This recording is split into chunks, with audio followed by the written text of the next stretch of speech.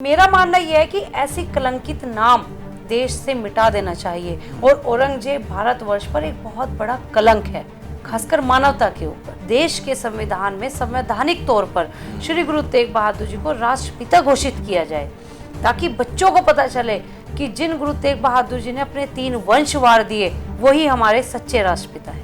नहीं तो पर महात्मा गांधी का की बनेगा। सरकारों ने अपने अपने नाम पर, अपने अपने पूर्वजों के नाम पर एक नए नए राष्ट्रपिता घोषित कर दिए। महात्मा गांधी ने क्या चरखा चलाकर जो है आजादी जीती थी। अब बच्चों को जब पता ही नहीं है कि उनको ये बताया औरंगजेब लेन, तो लगेगा कि औरंगजेब ने कुछ अच्छा काम किया होगा। हाँ, तब ताई लेन बनी होगी, तभी लेन बनी है।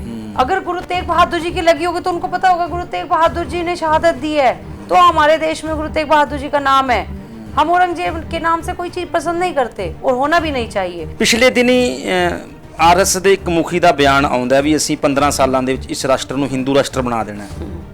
ਤੁਸੀਂ ਨਹੀਂ ਮੰਨਦੇ ਵੀ ਜਿਹੜੀ ਉਹ ਔਰੰਗਜ਼ੇਬ ਦੀ ਕਥਨੀ ਸੀ, ਉਹੀ ਕਥਨੀ ਜਿਹੜੀ ਉਹੀ ਕਹਿਣੀ ਹੈ ਜਿਹੜੀ ਉਹ ਜਿਹੜਾ ਮੋਹਨ ਭਾਗਵਤ ਜੀ ਕਹਿ ਰਹੇ ਨੇ ਵੀ ਸਭ ਨੂੰ ਅਸੀਂ ਹਿੰਦੂ ਰਾਸ਼ਟਰ ਬਣਾ ਦੇਣਾ ਹੈ।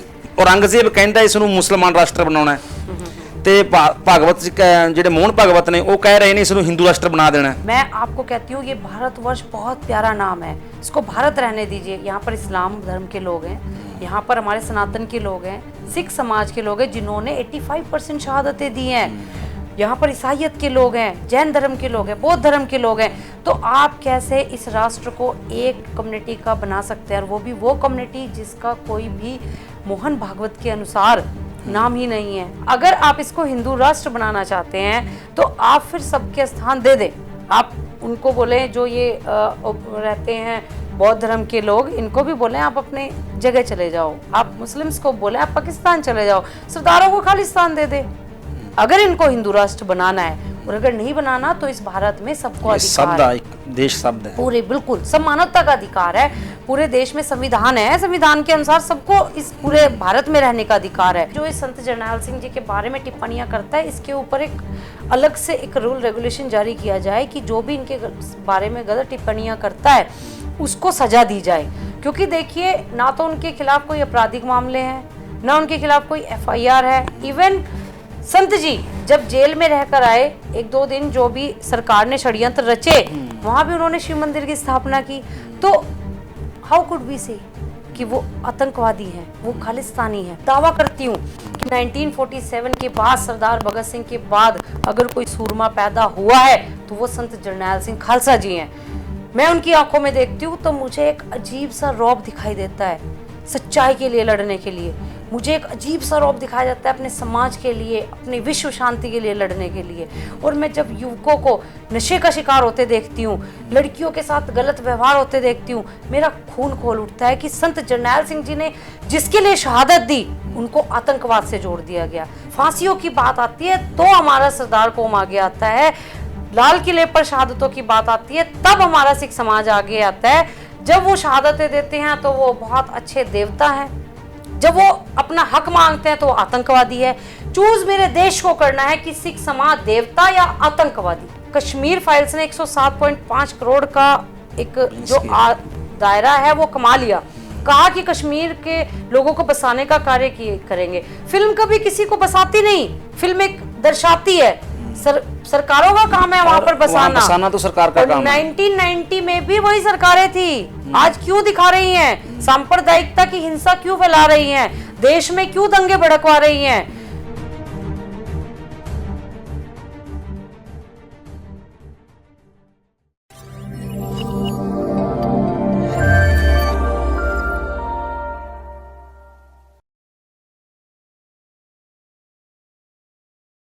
सत श्री अकाल जी, पंजाब न्यूज देख रहे हो ते मैं हाँ सुखबीर सिंह चैना।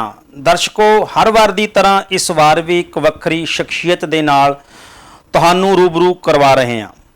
अज साडे नाल ने मैम अनुराधा भार्गव, पेशे तो एडवोकेट ने, पर जो इन्हां दी प्रसिद्धि है, इन्हां नू मान वडियाई मिली है, ये बेबाक और निडरता दे नाल हर एक मुद्दे दे उत्ते अपनी आवाज़ बुलंद करते हैं।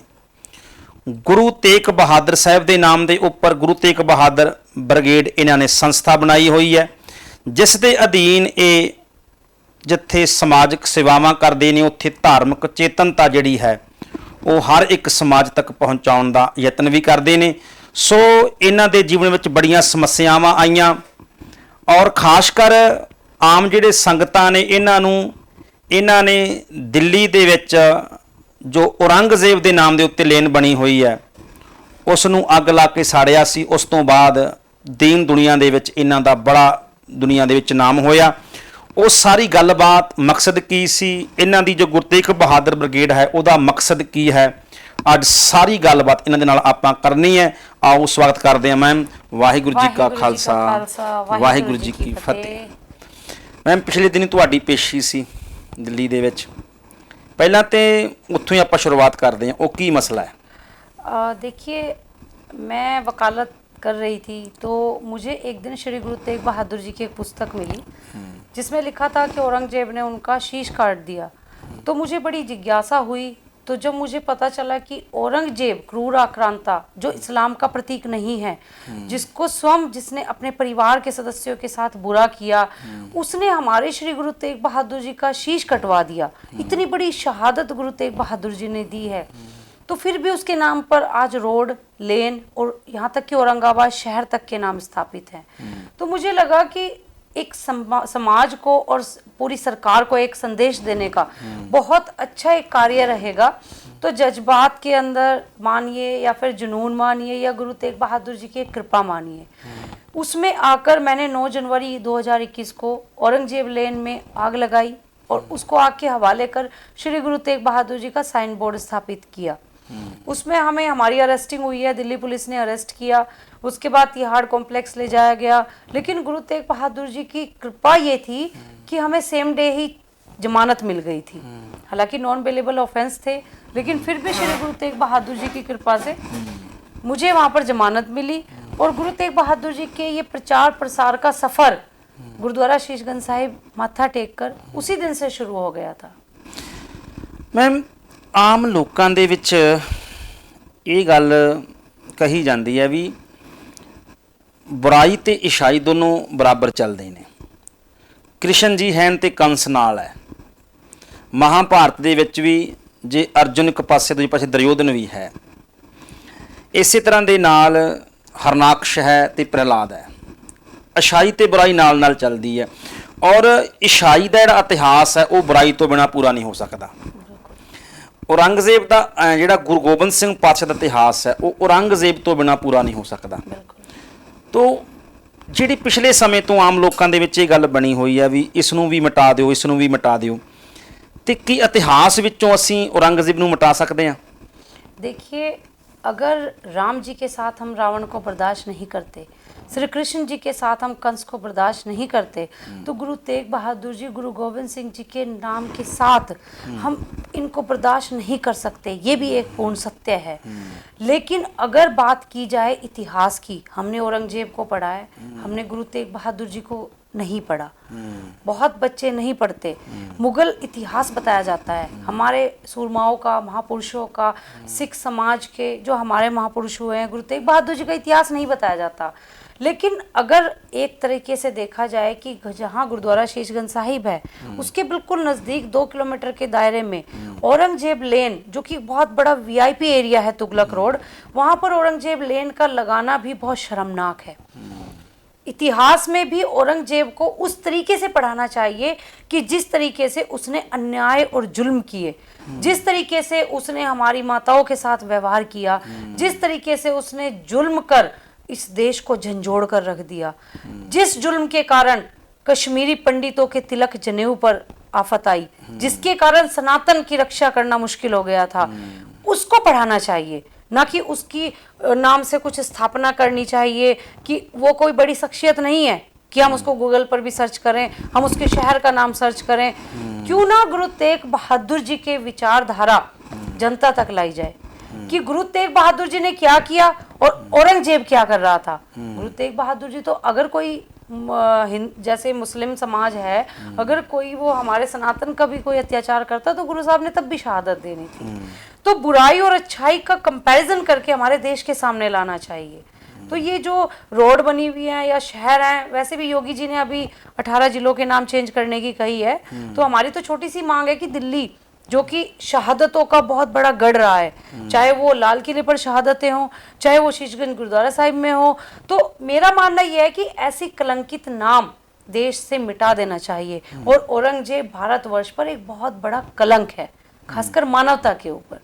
उसको उस तरीके से पढ़ाया जाना चाहिए जिस तरीके से उसने अत्याचार किए, ना कि उसको बहुत बड़ा एक लीडर बनाकर और इस तरीके से स्थापित करना चाहिए। ਅੱਛਾ, ਤੁਹਾਡੀਆਂ ਗੱਲਾਂ ਦੇ ਵਿੱਚੋਂ ਮੈਨੂੰ ਗੱਲ ਚੇਤੇ ਆਈ, ਗੁਰੂ ਤੇਗ ਬਹਾਦਰ ਸਾਹਿਬ ਤੁਸੀਂ ਬ੍ਰਿਗੇਡ ਬਣਾਈ ਹੋਈ ਹੈ, ਔਰ ਗੁਰੂ ਤੇਗ ਬਹਾਦਰ ਸਾਹਿਬ ਨੂੰ ਕਿਤੇ ਹਿੰਦ ਦੀ ਚਾਦਰ ਨਾਮ ਦੇ ਨਾਲ ਵੀ ਕਿਹਾ ਜਾਂਦਾ ਵੀ ਉਹਨਾਂ ਨੇ ਹਿੰਦੂਆਂ ਦੇ ਲਈ ਸ਼ਹਾਦਤ ਦਿੱਤੀ। ਤੁਸੀਂ ਇਸ ਤੋਂ ਕੀ ਸਮਝਦੇ ਹੋ? देखिए, इस बात पर मेरी कई बार टिप्पणियां हो चुकी हैं और मैं आप जी को भी बता दूं कि ये इस बात पर मैं कई बार टिप्पणियां कर चुकी हूं कि देखिए, श्री गुरु तेग बहादुर जी ने कोई एक समुदाय के लिए शहादत नहीं दी, उन्होंने समूची मानवता के लिए, समूची सृष्टि के लिए शहादत दी है। श्री गुरु तेग बहादुर जी को एक सीमित दायरे में ना रखा जाए, उनको हिंद की चादर न कहकर उनको सृष्टि की चादर कहो, उनको धर्म की चादर कहो, मानवता की चादर कहो। श्री गुरु तेग बहादुर जी को सिखों का गुरु ना कहकर विश्व गुरु माना जाए। इस देश के संविधान में संवैधानिक तौर पर श्री गुरु तेग बहादुर जी को राष्ट्रपिता घोषित किया जाए, ताकि बच्चों को पता चले कि जिन गुरु तेग बहादुर जी ने अपने 3 वंश वार दिए वही हमारे सच्चे राष्ट्रपिता हैं। नहीं तो पर महात्मा गांधी का की बनेगा?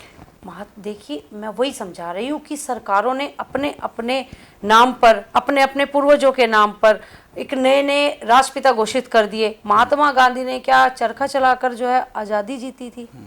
क्या चरखा चलाकर उन्होंने आज़ादी प्राप्त की थी?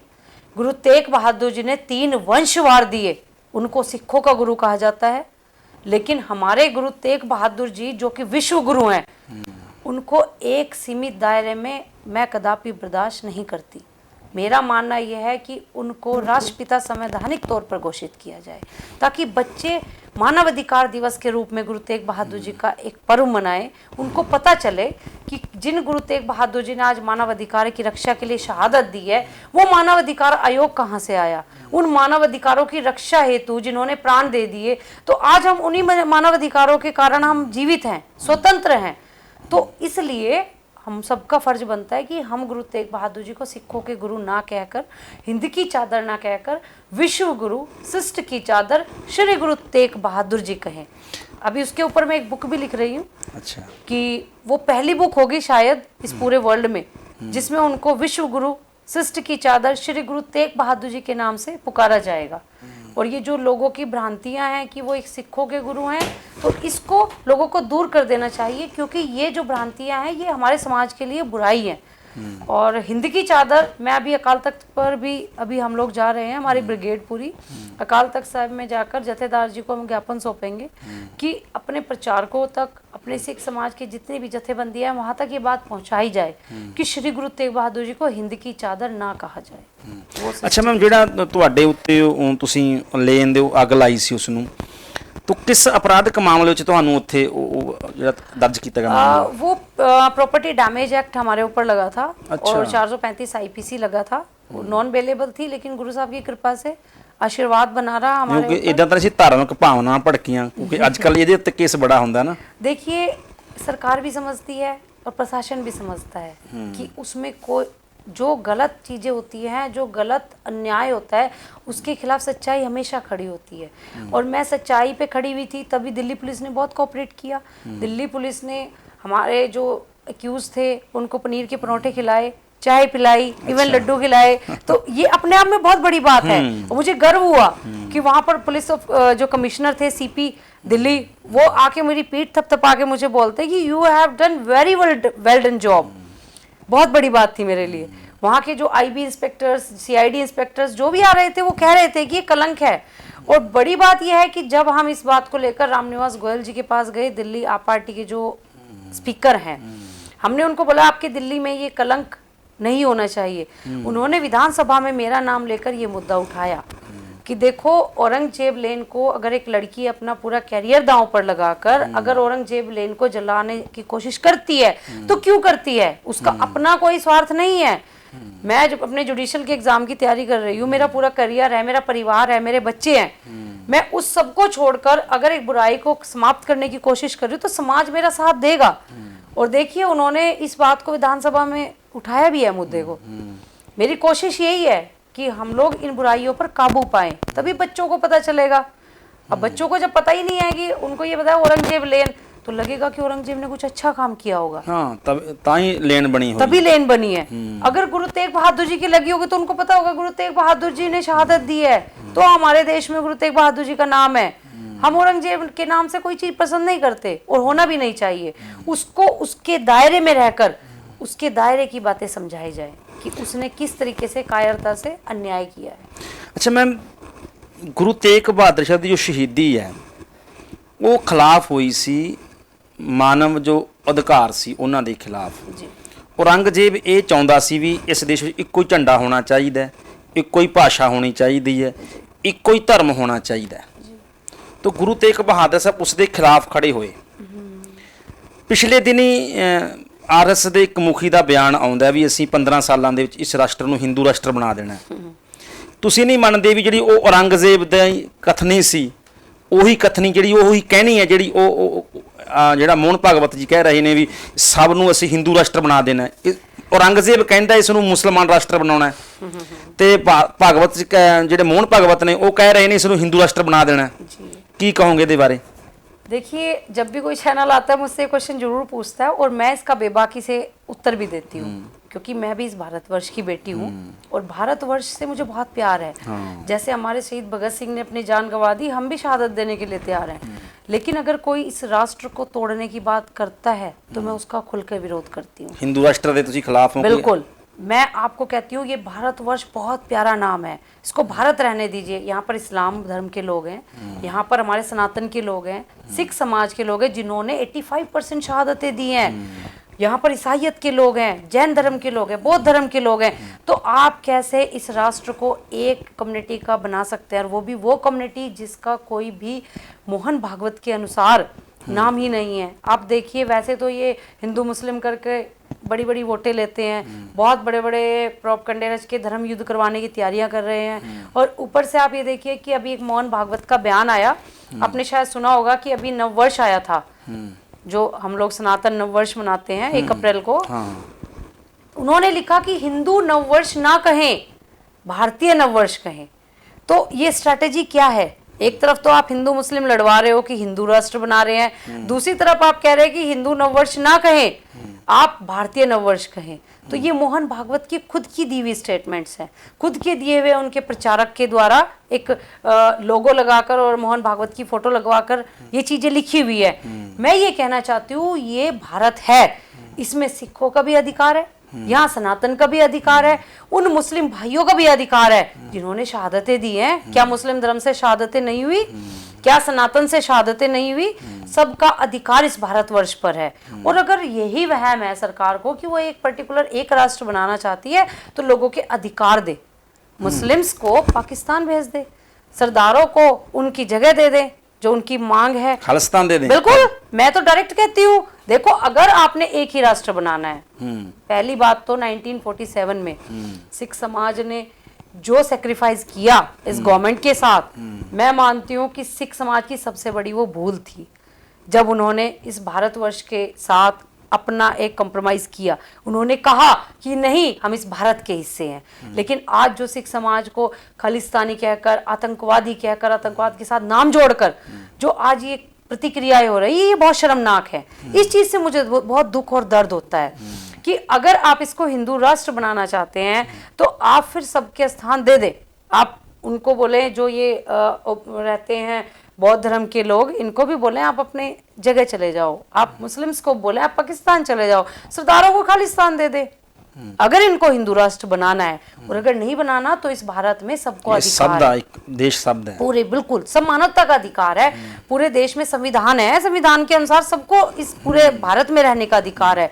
क्योंकि मैं हमेशा दलील से बात करती हूँ, क्योंकि मैं खुद भी कानून की जानकार हूँ, मैं कभी इन चीजों से बाहर नहीं जाती। आपने सुप्रीम कोर्ट में 1996 में देखा होगा कि एक टिप्पणी आई थी, सुप्रीम कोर्ट ने की जजमेंट आई थी कि उसमें इस नाम से किसी को इंडिकेट ना किया जाए। इवन राज्यसभा, विधानसभा में, लोकसभा में, मतलब इस नाम से, हिंदुइज्म से, हिंदू राष्ट्र नाम से, इस चीज से परहेज करें। क्योंकि ये हमारे मुगलों के द्वारा दिया गया कुछ ऐसा नाम है जिस नाम से अब इंडिकेशन नहीं होना चाहिए। मैं ਤੁਹਾਨੂੰ ਹੀ ਪੁੱਛਣ ਵਾਲਾ ਸੀ, ਤੁਸੀਂ ਸਨਾਤਨ ਨਾਮ ਪੁਕਾਰਦੇ ਹੋ ਜੀ।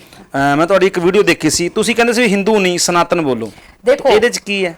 आप श्री राम जी को हिंदू नहीं कह सकते, आप श्री कृष्ण जी को हिंदू नहीं कह सकते, क्योंकि अगर हम हैं तो हम सनातनी हैं। और गर्व से कहो कि मैं सनातनी हूँ। श्री राम जी आराध्य देव है, दोनों के अंदर फर्क है। हिंदू एक नाम दिया गया है मुगलों के द्वारा, सनातन वो सनातन है, एक इतना प्यारा शब्द है जिसके अंदर से सारे पंथ, सारे धर्म निकल के आए हैं। आज इस्लाम धर्म कहाँ से निकला? सनातन से। आप बताइए, उसी सनातन से, उसी श्री राम जी के वंशज गुरु नानक देव जी हैं, वेदी वंश में कुल में जन्म लिया, लवकुश के वंशज हैं। तो हम उन चीजों को अलग नहीं कर सकते। सिक्खी और सनातन एक दूसरे के पहलू हैं। मैं तो ये कहती हूँ कि सिख धर्म अलग नहीं है, ये मेरे भाई हैं, बड़े भाई हैं। अगर कोई भी अपने समाज का व्यक्ति कोई सिख धर्म के बारे में गलत बोलता है तो अपने माँ बाप को गलत बोल रहा है। मैं ये समझाना चाहती हूँ, मेरा सिर्फ एक ही उद्देश्य है इस ब्रिगेड का कि सनातन और सिक्खी को इकट्ठा किया जाए, जैसा कि ये भाईचारा शुरू से था। लेकिन आज जो ये कहकर कि आप इस राष्ट्र को हम मान्यता, बनना कुछ नहीं है, लेकिन फिर भी उस चीज के नाम पर दंगे करवाने का प्रयास किया जा रहा है। और जहां तक के आसार लग रहे हैं, देखना कि धर्म युद्ध बहुत जल्दी छिड़ने वाला है। क्योंकि आज आपने एक देखा होगा, थोड़े दिन पहले एक टिप्पणी आई थी कि कुछ लोग जो थे, कुछ दल के, वो एक भगवा झंडा लहरा रहे थे मस्जिद के ऊपर। हाँ। ये भी देखिए शर्मनाक बात है। आप देखिए, उनका मजहब है, उनका धर्म है। साईं मियां मीर जी, पीर बुद्धू शाह जी उसी धर्म से निकल कर आए हैं। भगत सिंह को जिस लेडी जज ने फांसी देनी थी, उसने अपनी पूरी जज की कुर्सी से अपना मुंह मोड़ लिया, वो भी इस्लाम धर्म से थी। ऐसा नहीं है, इस्लाम धर्म से बहुत अच्छे अच्छे लोग हैं, लेकिन कट्टरवादी औरंगजेब जैसे भी हैं। लेकिन उनका हश्र वही होता है जो औरंगजेब का हुआ है। तो किसी के भी पंथ में जाकर आप भगवा झंडा लहराकर आप उनकी माँ बहनों को गलत बोल रहे हैं। हमारे सनातन में ये नहीं सिखाया। और मैं ये गर्व से कहती हूँ कि हमारा सनातन बहुत अच्छा है, जो सबका धर्म का आदर सत्कार करता है। मैं भी सनातनी हूँ। मैं हमेशा कहती हूँ कि आप अपने आप को सनातन धर्म से कहें, गर्व से कहो। अच्छा मैम, ਤੁਸੀਂ ਵਿੱਚ ਗੱਲ ਕਰ ਰਹੀ ਸੀ ਇੱਕ ਸਿੱਖ ਤੇ ਹਿੰਦੂ, ਤੁਸੀਂ ਕਹਿ ਰਹੇ ਸੀ ਇੱਕੋ ਹੀ ਹੈ, ਦੋ ਫਰਕ ਨਹੀਂ ਹੈ ਜੀ। ਤੁਸੀਂ ਇੱਕ ਪਾਸੇ ਹੁੰਦਾ ਵੀ ਅਸੀਂ ਭਾਈਚਾਰਕ ਤੌਰ ਦੇ ਉੱਪਰ ਅਸੀਂ ਇਕੱਠੇ ਰਹਿੰਦੇ ਆ, ਅਸੀਂ ਆਂਢ ਗੁਆਂਢ ਆ, तो हिंदू सिख सानू इकट्ठा रहना चाहिए। पर एक सिद्धांतक तौर के उत्ते एक होना, ये च बड़ा फर्क है। जिवें जिहड़े सनातन तुसीं मत की गल करदे हो, वो 4 वर्ण के उत्ते खड़ा है, और जिहड़ा सिख धर्म है वो एक नूर ते सब जग उपजिया उत्थे खड़ा है। तो फिर सिद्धांतक तौर ते हिंदू और सिख एक किद्दां होणगे? देखिए, और तुसीं जो शब्द वरतिया भी वंशज ने, लव कुश के वंशज ने गुरु नानक साहब पातशाह, जी ये वंशज की फिलोसफी है, ये सनातन मत की फिलोसफी है। जी सिख धर्म की फिलोसफी, वो कर्म फिलोसफी है। गुरु नानक साहब के पुत्र भी जेकर गुरु नानक साहब की गल नहीं मानते तो वो सिख नहीं है। तो फिर वंशज ते सनातन मत की फिलोसफी नूं असीं गुरु नानक साहब की फिलोसफी ऊपर लागू ना करिए। उसी को मैं समझाना चाहती हूँ लोगों को कि अगर वो हमारे वेदी वंश से आए हैं, गुरु नानक देव जी, देखो त्रेता में श्री राम आए, द्वापर में श्री कृष्ण आए, और हमारे कलयुग में श्री गुरु नानक देव जी आए। ये बात किसी से छुपी नहीं है। गुरु नानक देव जी ने जनेऊ का जो है तिरस्कार किया, उन्होंने कर्म कांड का तिरस्कार किया। मैं भी गुरु नानक देव जी की सिक्खी सिद्धांत पे चलती हूँ। मैं उसको सच्चा सनातनी मानती हूँ। मैं उसको सनातनी नहीं मानती जो कर्म कांड में लिप्त है, जो हमेशा अंधविश्वासों में है, जो टोने टोटके में है। मैं उसको सच्चा सनातनी मानती हूँ जो गुरु नानक देव जी की फिलोसफी पर चलता है, जो माना। अब देखिए, उन्होंने कौर और सिंह 2 बनाए, पुरुष और महिलाओं को समान अधिकार है।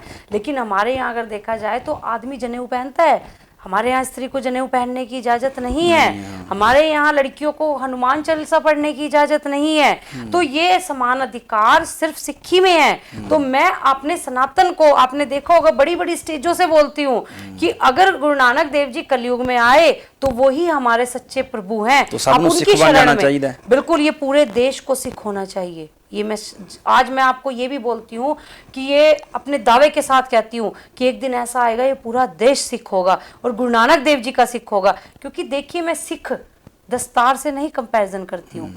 मैं हमेशा सिख उसको मानती हूँ जो कर्म कांड ना करे, मानवता के सिद्धांत पर चले, ब्राह्मण वैश्य क्षत्रिय शूद्र इन सबको एक सूत्र में पिरोकर मानवता के लिए चले। सिक्खी सिद्धांत उसको मानती हूँ जो लोगों के लिए परोपकार करे, माताओं की रक्षा करे, बहनों की रक्षा करे। मैं उसको सिक्खी सिद्धांत मानती हूँ। मैं कभी भी कर्मकांड करना और सनातन बोलना मैं उसको अच्छा नहीं मानती। मैं भी गुरु नानक देव जी के सिक्खी सिद्धांत को फॉलो करती हूँ। मेरा एक कंसेप्ट अभी शुरू होने वाला है, सनातन से सिक्खी। उस कंसेप्ट में हम क्या कर रहे हैं कि जिस तरीके से लोग अपने आप को सोचते हैं कि नहीं हम अमृत पान करके ही सिख बन सकते हैं, लेकिन ये गलतफहमी हम लोगों की दूर करेंगे कि अगर आप सच्चे सिख हैं, मानवता के रास्ते पर चलें, आप गुरु ग्रंथ साहिब जी की शरण में आए। क्योंकि गुरु ग्रंथ साहिब जी के अंदर इस्लाम, ईसाई और सनातन सभी है। श्री राम जी का नाम कितनी बार पुकारा जाता है, अल्लाह का नाम कितनी बार पुकारा जाता है। तो हमें उनकी शरण में आना चाहिए। और आज अगर ये पूरा देश बारूद के ढेर पर बैठा है, अगर बचना चाहता है तो श्री गुरु ग्रंथ साहिब जी एक ऐसा फलसफा है जिसके अंदर सभी धर्मों का निवास है। आप उसमें जाइए। आप ये देखिए, मैं सनातन से हूँ, इतना जानकारी मुझे अपने भगवान के बारे में मंदिरों और पंडितों से नहीं मिली जितनी श्री गुरु ग्रंथ साहिब जी के अंदर है। तो ये कंपैरिजन है।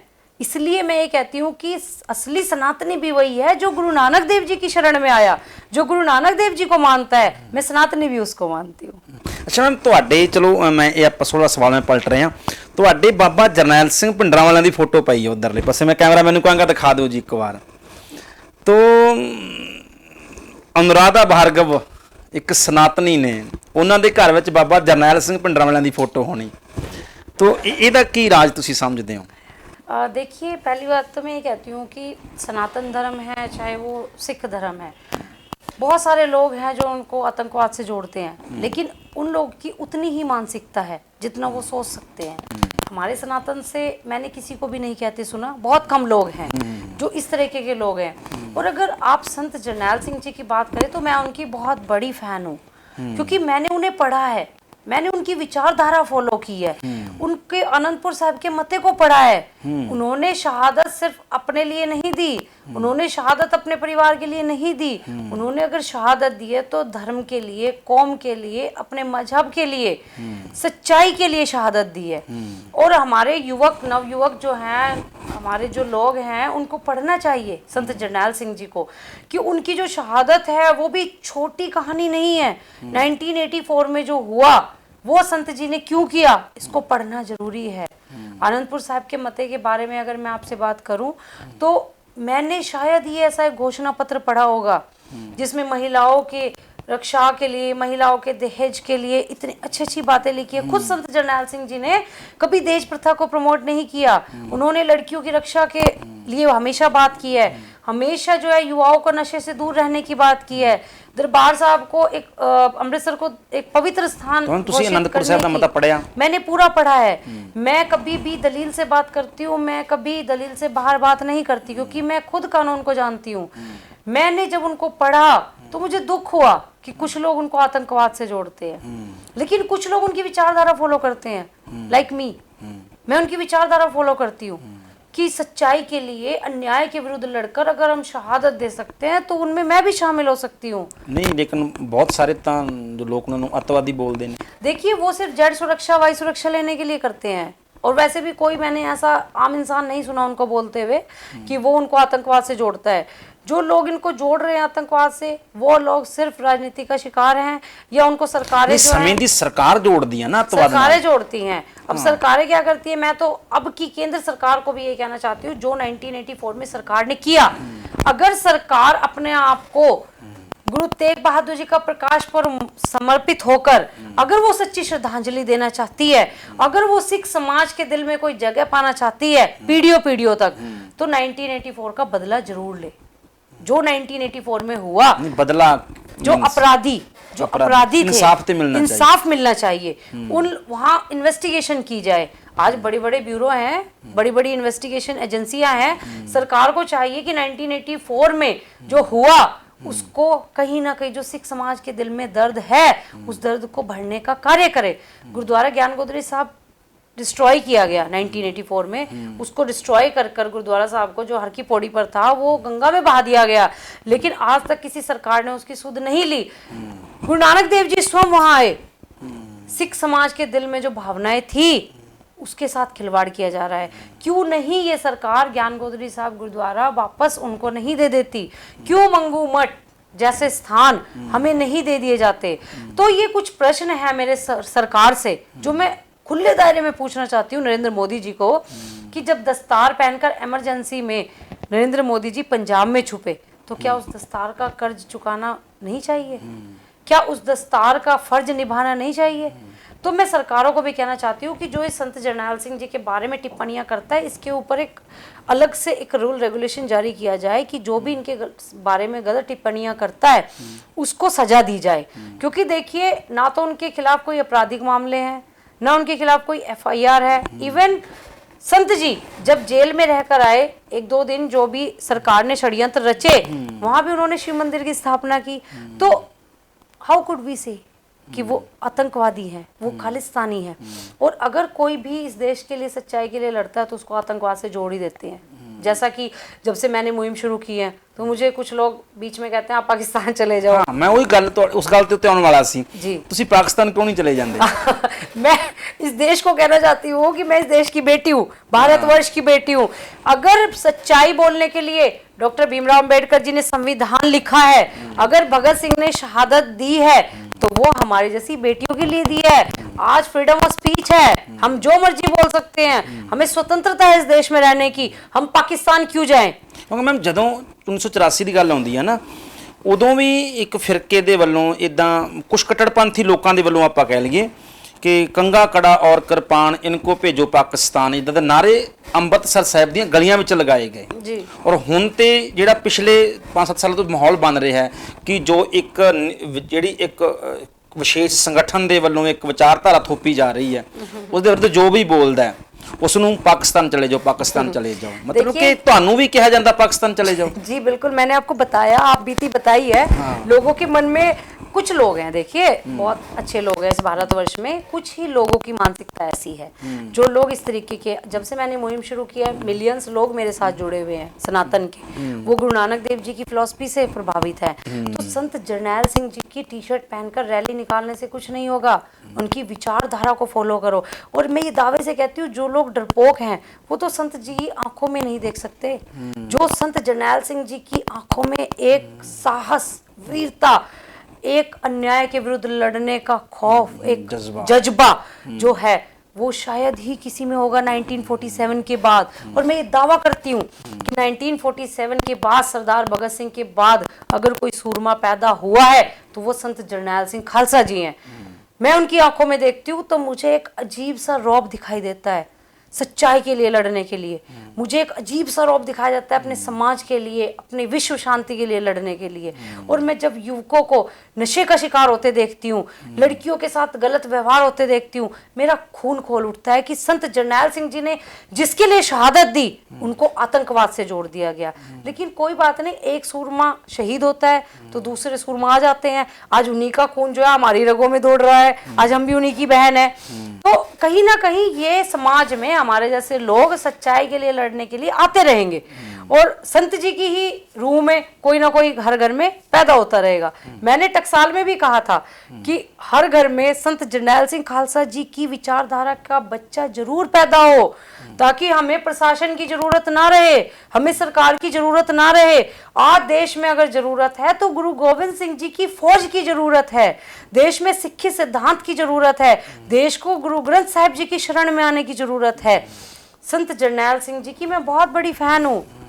तो मैं ये लोगों को कहना चाहती हूँ कि उनको पढ़ो, मेरे कहने से मत मानो, आप उनको पढ़ो, आनंदपुर साहब का मता पढ़ो। और देखिए एक बात मैं जरूर कहूंगी पंजाब के लिए कि पंजाब सरकार आई, जितनी भी सरकारें आई हैं, मैं पंजाब के लोगों से पूछना चाहती हूँ कि आप लोगों के लिए संत जी शहादत दे गए, क्या आप जी ने कभी ये सोचा है कि सरकारों के सामने वो घोषणा पत्र रखा जाए जिस आनंदपुर साहब के मते के लिए शहादतें हुई हैं? क्या आज तक किसी सरकार के सामने ये प्रोविजन रखा गया कि आप आनंदपुर साहब का मता लेकर आओ, घोषणा पत्र में जारी करो, तब हम आपको वोट देंगे? मैनिफेस्टो में होना चाहिए। बिल्कुल। आज पंजाब 5 नदियों से बनकर मिला था और आज वही 2 रह गई हैं। आने वाला समय फिर से 1947, 1984 आ जाएगा अगर सिख समाज ये बात नहीं समझेगा। सिख समाज की बेटी अनुराधा भार्गव आपको यही समझाने की प्रयास कर रही है कि अगर मैं सच्चाई के लिए खड़ी हूं तो मैं आज सिख समाज के लिए अपनी शहादत भी दे सकती हूं, लेकिन सिख समाज बशर्ते मेरी बात समझे कि अगर आप राजनीति लेकर आते हैं तो आनंदपुर साहब के मते की घोषणा करवाएं, अर्थात उस चीज का बायकॉट करें। आप ऐसी सरकार को मत प्रयास करें लाने का जो आपके सिद्धांतों को नहीं ला सकती, जो आपके गुरु साहिबान को नहीं आगे ला सकती, जो आपके इतिहास को नहीं बता सकती। ऐसी लानत है ऐसी सरकारों पर, लानत है ऐसे समाज पर जिन्होंने संत जरनैल सिंह खालसा जी को खोया, जिन्होंने इतने बड़े बड़े महान वीर सूरमा खो दिए और आज उनकी विचारधारा को फॉलो नहीं करते। केश कत्ल करवाए जा रहे हैं। कहाँ है सिक्खी? अपने बच्चों को सिक्खी सिद्धांत क्यों नहीं बताते? आज हमारे सिख समाज से माताएं बहनाएं टिकटॉक के ऊपर कुछ प्रदर्शन करती हुई नजर आ रही हैं। ऐसा क्यों है? क्यों नहीं अपने बच्चों को महापुरुषों की कहानियां, आपको वायरल होना है, टिकटॉक पर भी आपके महापुरुषों की कहानियां सुनते हैं लोग। अब टिकटॉक पर अपने बच्चों को प्रदर्शित करें, आप बताएं उनको एक सूरमाओं के बारे में। आज खुद खुशियां कर रहे हैं बच्चे, क्यों? उनको आज बचपन से ही गेम खेलना, टीवी कार्टून देखना ये सिखाया जाता है। कहाँ सिखाया जाता है कि संत जी जैसे महापुरुष भी हुए हैं? कहाँ सिखाया जाता है गुरु गोविंद सिंह जी ने अपने छोटे छोटे बच्चे नीहा में चिनवा दिए गए? आज उनके अंदर मनोबल शक्ति है ही नहीं। आज वो छोटी सी एक दुविधा आई तो वो सुसाइड की तरफ जाते हैं। ये देश के हालात हैं। मैं कहना चाहती हूँ माताओं से, आप अपने बच्चों को सिक्खी सिद्धांत के बारे में बताएं, अपने बच्चों को केश कत्ल ना करवाने दे, अपने सर के ऊपर हमेशा दुपट्टा धारण करके रखें, आप अश्लीलता की तरफ ना जाएं। टिकटॉक पर जाकर पैसा कमाने से कुछ नहीं होगा। आपके अंदर संस्कार होने चाहिए जो आपके माँ बाप, ताकि एक आपका पति आपको कहे कि गर्व से मेरी पत्नी है, आपके बाप कहे कि गर्व से मेरी बेटी है, मेरी बहन है। और गुरु गोविंद सिंह जी की फौज जो खालसा फौज है, आज हमें जरूरत है उस खालसा फौज में जाने की। हमें गुरु गोविंद सिंह जी की फौज की जरूरत है, क्योंकि देश में बहुत ज्यादा बुरे हालात बन चुके हैं। और उसी को देखकर मेरा दिल कई बार बहुत दुखी हो जाता है कि देश का समाज नहीं समझ रहा। आनंदपुर साहब के मते की यदि मैं बात करूं, सिख समाज को एक होकर उस आनंदपुर साहब के मते को लागू कराना चाहिए।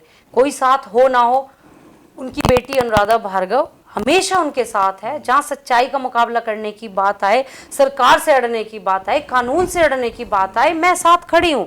अगर संत जी अपनी शहादत दे सकते, मैं भी अपने रक्त का एक एक कण उनके लिए बहा सकती हूँ। मुझे दुख है, फांसियों की बात आती है तो हमारा सरदार कौम आगे आता है, लाल किले पर शहादतों की बात आती है तब हमारा सिख समाज आगे आता है। जब वो शहादतें देते हैं तो वो बहुत अच्छे देवता हैं, जब वो अपना हक मांगते हैं तो वो आतंकवादी है। चूज मेरे देश को करना है कि सिख समाज देवता या आतंकवादी। मैम ਤੁਸੀਂ हर मुद्दे ਦੇ ਉੱਤੇ ਬੋਲਦੇ ਹੋ ਔਰ ਬੇਬਾਕ ਬੋਲਦੇ ਹੋ। ਪਿਛਲੇ ਦਿਨ ਇੱਕ ਫਿਲਮ ਆਈ ਸੀ ਕਸ਼ਮੀਰ ਫਾਈਲਸ जी, ਉਹਦੇ ਬਾਰੇ ਕੀ ਖਿਆਲ ਹੈ ਤੁਹਾਡਾ? देखिए कश्मीर फाइल्स मैंने बहुत नज़दीक से देखी है और उसको देखकर दुख हुआ। सबसे पहले दुख तो ये हुआ कि श्री गुरु तेग बहादुर जी को उस फिल्म में श्रद्धांजलि नहीं दी गई, जो कि कश्मीर में 1990 का दशक तो दिखा दिया, लेकिन क्या 400 साल पहले जो हुआ, लाखों की संख्या में कत्लेआम हुआ, लाखों की संख्या में लोगों को घर से बेघर किया गया, लाखों की संख्या में इस्लाम कबूल कराया गया, तब भी लोगों के साथ अत्याचार हुए, तब भी लोगों के साथ इसी तरह के जुल्म और जालिमों के अत्याचार सहे गए। क्या वो दशक भूल गए फिल्म बनाने से पहले? क्या कश्मीर फिल्म दिखाकर देश में शांति स्थापित हो सकती है? नहीं, मैं नहीं मानती। ये नहीं होते, सरकार टैक्स फ्री कर रही है। टैक्स पहले जो धर्म की फिल्में होती थी या कोई देश प्रेम की फिल्में होती थी उन पर टैक्स फ्री किया जाता है, लेकिन आज कश्मीर फाइल्स के ऊपर जो टैक्स फ्री किया है ये भी एक षड्यंत्र है। मेरे देश के नौजवान को समझना होगा कि ये कश्मीर फाइल्स नहीं, ये आपको धर्मों के नाम पर लड़वाने की फाइल्स है और इस फाइल पर सरकार साइन कर चुकी है।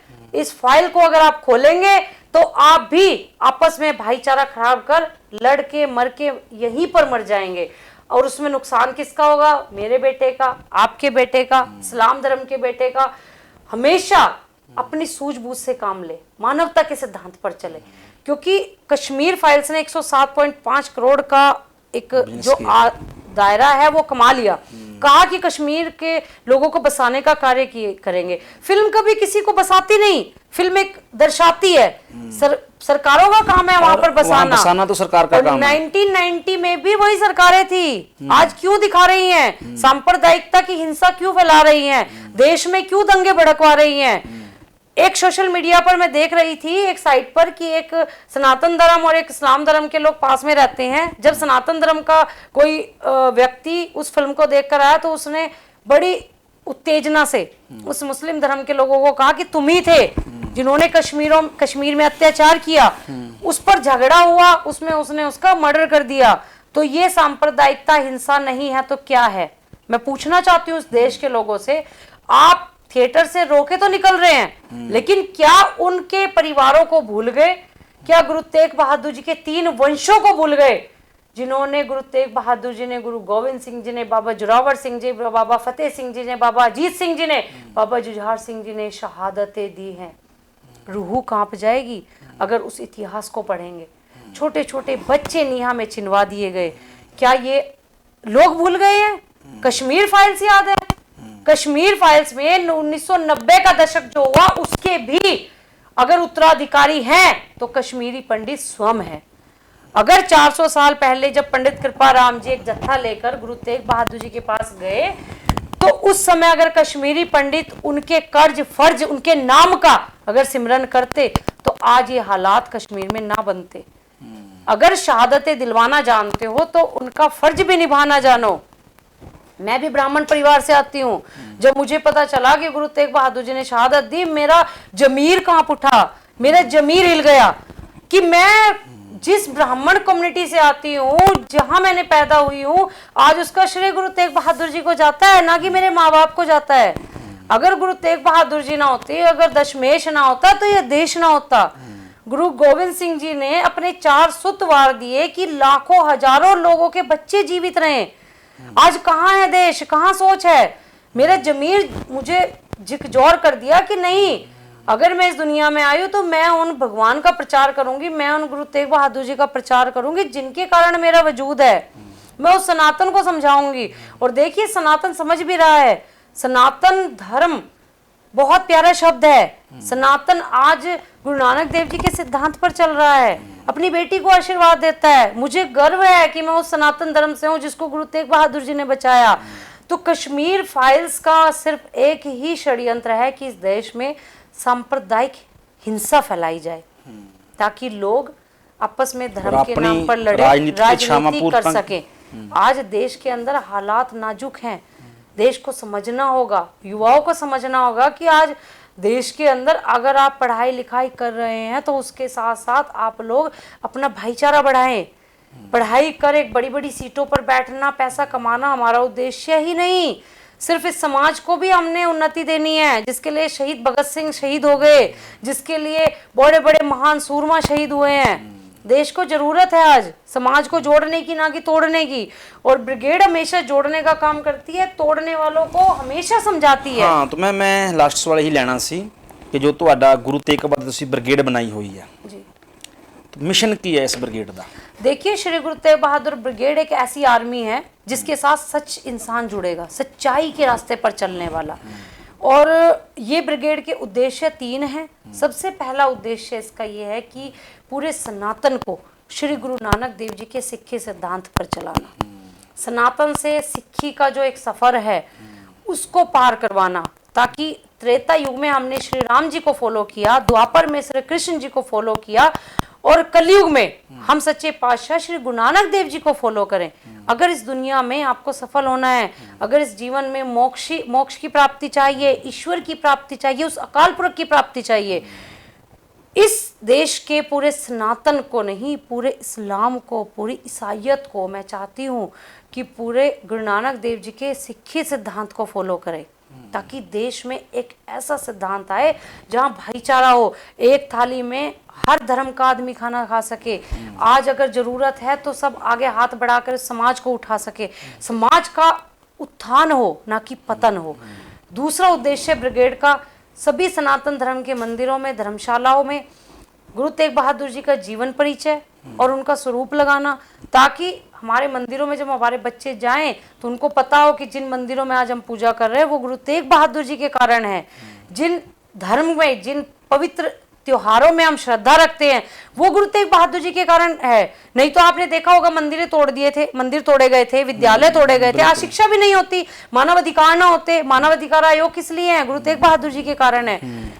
मेरा उद्देश्य ये है कि प्रत्येक सरकारी दफ्तर में भी गुरु तेग बहादुर जी सृष्टि की चादर, मानव अधिकारों के गुरु, उनकी एक स्वरूप होना चाहिए, ताकि तस्वीर होनी चाहिए उनके जीवन परिचय के साथ, कि गुरु तेग बहादुर जी ने जो शहादत दी। सरकारी कार्यालयों में भी आज बड़े बड़े स्टार लगाए जो लोग बैठे हैं, उनको पता होना चाहिए कि इनके दिखाए हुए मार्ग पर चलो। शक्ति और भक्ति का मार्ग गुरु साहब ने दिखाया, भक्ति प्रभु में लीन और शक्ति अन्याय के विरुद्ध लड़ना। 14 साल की उम्र में गुरु तेग बहादुर जी ने भी युद्ध लड़ा है।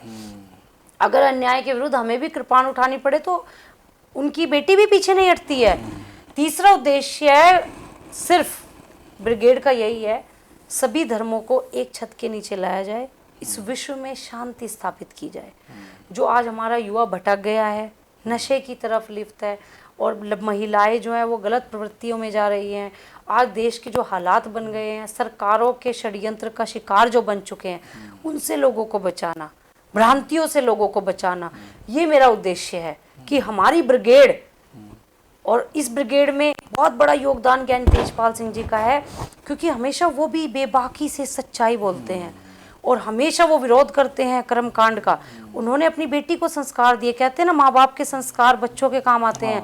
बचपन में माँ बाप नहीं थे, लेकिन उन्होंने मुझे बेटी बनाया, आशीर्वाद दिया। उनकी भी बेटी नहीं थी, गुरु साहब ने कृपा की कि मुझे आज अनाथ बच्चे को माँ बाप का प्यार मिला। आज उन्होंने मुझे सिखाया है कि बेबाकी से बोलना है, सच्चाई के लिए लड़ना है।